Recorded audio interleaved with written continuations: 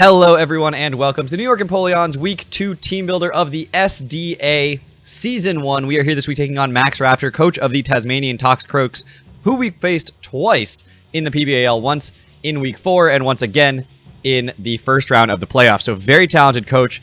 Last in the PBAL, LAN was optional and I wasn't using it at the time. This LAN is not optional and I will be using it. So we know his style from last time was protect, toxic, wish, stall. That seems to be his most comfortable style. He was pushed out of his comfort zone for those battles and had to play a more offensive game because we only have 20 minutes. We're going into the land timer. I'm expecting him to bring bulk, and that's really frustrating. Not that my team can't deal with it.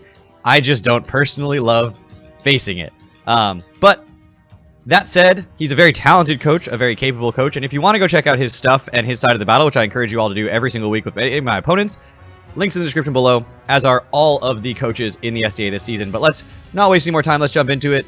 His team is Starmie, Gengar, Frostlass, Zapdos, Sandslash, Celesteela, Incineroar, Galarian Weezing, Charjabug, Appleton, and Munchlax. Horrifying team. Absolutely horrifying team. Notably, two really scary flying types, which is really frustrating because ground spam would be really good if he didn't have those two flying types who could just come in for free on ground spam. Now, another team where the switches into Spectrier are incredibly limited.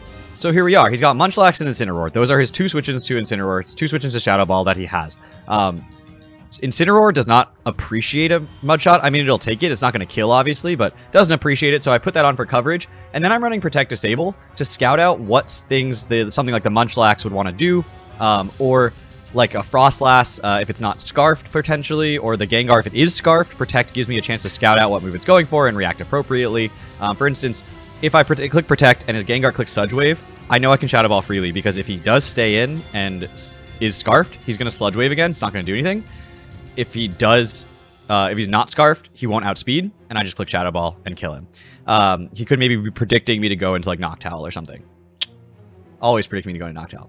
Anyway, this thing, Disable is also useful for something like the Starmie that's not Scarfed, that I can go for a Protect, catch the Shadow Ball, disable the Shadow Ball, and then go for my own. So things like that are really useful. Can also be used for something like the Munchlax that's trying to like recover stall in some way, like using rest or some other shenanigans, or Celesteela, be like if it only has one offensive move, maybe I can disable that. But I'm not sure exactly what I'm expecting from that Celesteela, to be honest. Offensive is definitely the scariest set, but if history is any indicator, he's going to go with a bulkier like Leech Seed set. Next up is my Drapion this week. We've got Taunt, Swords Dance, Cross Poison, Night Slash, holding the Scope Lens with the Sniper ability. So both of these moves have a 50% chance to flinch, or not flinch, to crit, just straight up. I don't have focus energy or anything like that. We're just going straight 50%. This thing taunts the Weezing and then immediately Swords Dances at +1 against an Incineroar, for instance. If it comes in and intimidates me, a crit Cross Poison just kills it. 50% of the time, that Incineroar just dies. 10% of the time that I don't get the crit, I get the poison too, which puts it basically dead anyway. So that's a really useful thing. If I'm at +2, so the Incineroar doesn't come in, Night Slash, crit Night Slash, just Oko Zapdos. Doesn't matter how bulky it is. +2 Night Slash, just boop, that's gone. Night Slash is really good coverage for his team, and I really like the Incineroar I really like the Drapion in terms of its offensive coverage with just its stab moves, because very little is going to want to switch in on this. The Weezing is annoying. I really wanted to have some coverage for it, but couldn't find it on the set, and it's fine. +2 Cross Poison, especially a crit, does a lot. And again, it's 50%.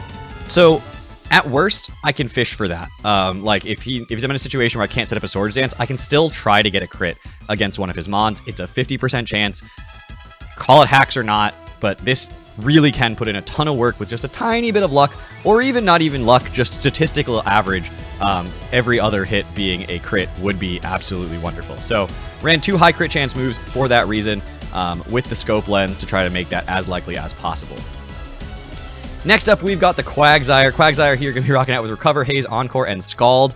I really wanted Ice Beam. I really wanted Earth Power. But this thing stops Celesteela. It's Rindo Berry so that I can take a Giga Drain just in case he has it. And Haze stops offensive Celesteela from winning the game. Encore stops defensive Celesteela from stalling me out indefinitely.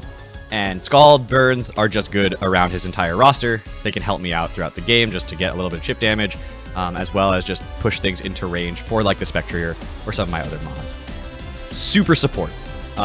That's just what this is going to do. It's just going to be able to take some of the hits the rest of my team struggles with, switching into things like the Incineroar, switching into things like the Celesteela, the Sand Slash, that the rest of my team just doesn't really want to switch into. So can take a discharge from a Zapdos. Heat Wave doesn't threaten it either, which is really nice. It's something my team just wanted, like that little bit of extra backbone to it. And I think this set gives me the best chance to have that. Next up is the Rotom Frost this week. This is an ace in the hole. This thing is absolutely nuts. Volt Switch hits his entire team except Sand Slash. Stupid hard. And I'm Specs. We're just going to hit Volt Switch over and over and over. The two things that resist Volt Switch, Appleton and Sand Slash, neither can switch in on a Rotom Frost. If I click Blizzard on that turn, they are just gone. And then the rest of the game is free for the Rotom Frost. This thing is absolutely insane. This thing is just amazing. Sand Slash is his only rocker as well. If I see the Sand Slash, obviously I have to play around that a little bit.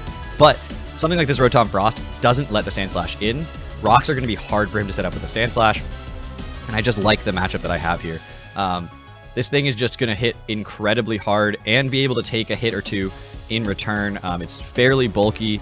Takes a lot of the hits on his team. Like Gengar's stabs both don't OHKO me from like Scarf Gengar. Incineroar, yeah, it threatens me with a Flare Blitz, but I do have access to Volt Switch and I'm faster than Incineroar, so I should be okay on that front. Unless he's running like crazy Scarf Incineroar, which kudos to you if you are. Next up is the Noctowl, Nasty Plot, Hurricane, Heat Wave, and Substitute this week. Rocking out with the Wise Glasses because +2 Hurricane kills every Mon on his roster if I was running Sharp Beak. However, I decided not to rely exclusively on Hurricane and instead also have the Heat Wave coverage so that I could run Wise Glasses and kill the Celesteela anyway. And 20% of the time more, 25% of the time more, really. Kill the Celesteela because of the accuracy difference. Sub is really nice if I can get a chance to have him in a situation where he's like Scarf Gengar or something and he has to switch out.